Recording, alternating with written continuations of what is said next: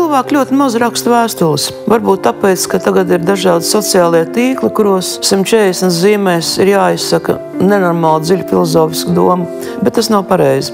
Es rakstīšu vēstuli Aivaram, kurš jau 4. gadu ir aizviņu saulē.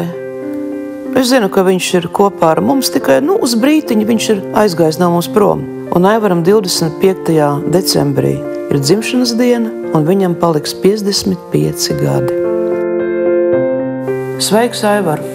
Kā tev tur iet tajā aizsaulē? Vai tev nav garlaicīgi bez mums? Es zinu, ka nav.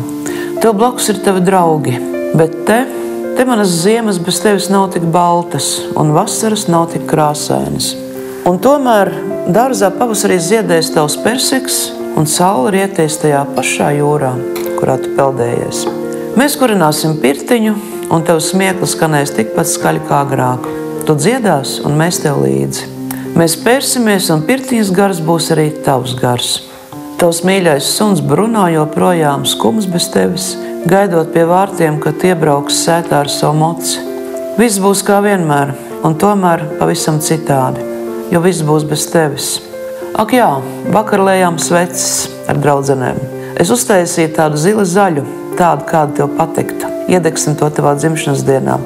Zinu, ka tur, viņa saulē, ir vajadzīgas rokas, kas tev sasildi. Un atceries, šīs rokas būs manējās. Un mans glāzes būs pirmais, ko tu sajūtīsi, kad mēs atkal tiksimies. Bet mēs tiksimies noteikti. Tava Elita. Postskriptum. Protams, sveiciens tev no draugiem. Viņi mīl tevi joprojām. Tāpat kā es. Daudz laimes dzimšanas dienā.